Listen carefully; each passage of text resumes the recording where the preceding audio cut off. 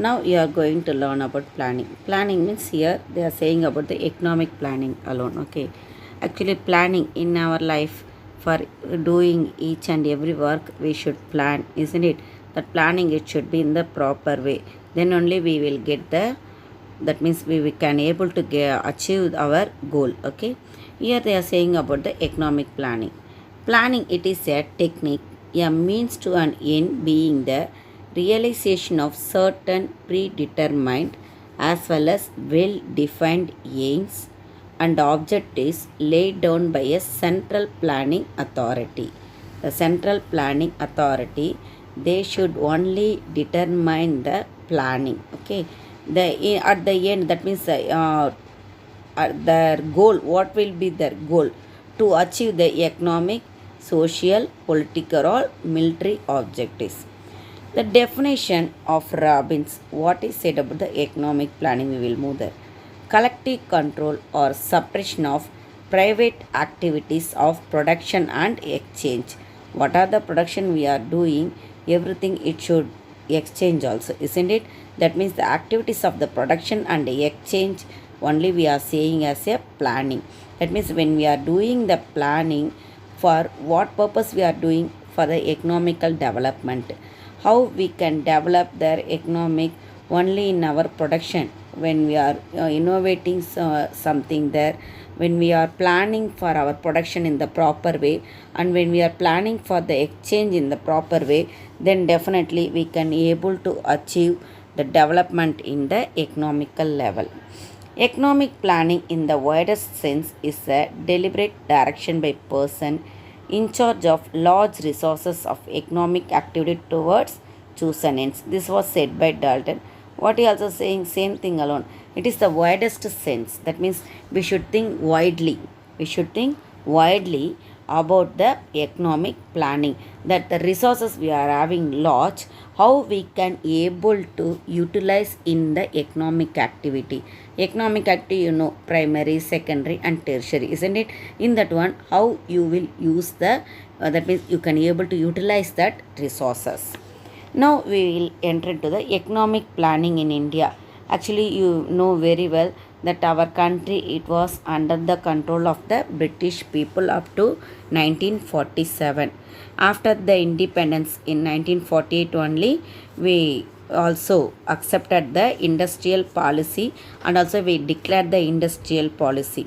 It was suggested by the National Planning Commission, and also the elaboration of the policy of the mixed economic system. Okay, that policy alone it is suggested, that industrial policy we suggested first we declared, isn't it, in 1948. The industrial policy which was declared there, that only implemented the mixed economy in India. Actually, we our constitution it came on January 26, 1950, isn't it? In 1951 only, March 15, 1951 only, we adopted the planning commission, and this planning commission it started the planning from April 1, 1951, April 1, 1951, and launched the 5-year plan. From that day onwards only, we started to follow the 5-year plan. Actually, this planning method we adopted from the Soviet Union. Union only first time in 1928 started this economic planning system. For what purpose? To turn into an industrial superpower, to turn their country into the industrial superpower. They started for the economic planning. The idea of the economic planning was strengthened during the Great Depression in 1930. The current thinking of economic planning is nowadays new, that one. It was rooted in the Marxist socialism. In the 20th century, intellectual theorists, thinkers from Europe put forward the idea of state involvement to stop the capitalism as well as the inequality of society. Okay, now we will move on to the evolution of planning in India.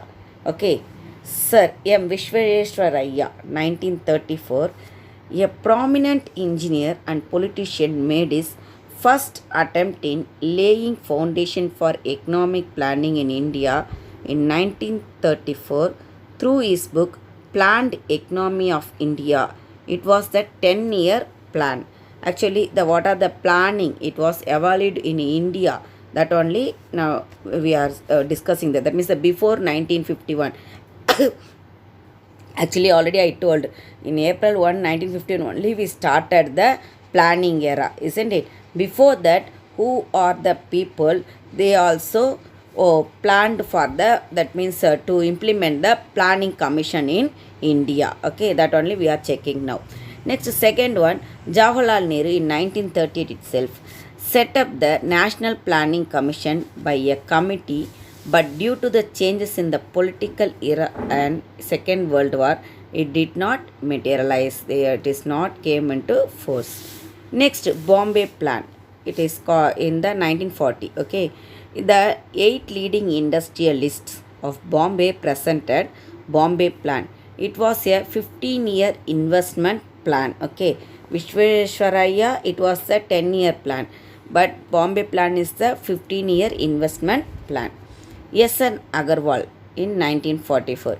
He gave the Gandhian plan focusing on the agriculture and the rural economy. M.N. Roy 1945 drafted People's Plan, which was aiming at mechanization of agriculture production and distribution by the state alone.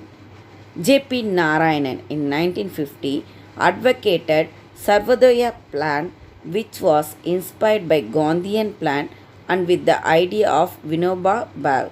Actually, Gandhian Plan, what I said, agriculture and the rural economy, to develop the agriculture and the rural economy. Same only this also Sarvodaya Plan they are saying. Okay, actually this idea was given by the Vinoba Bhave also.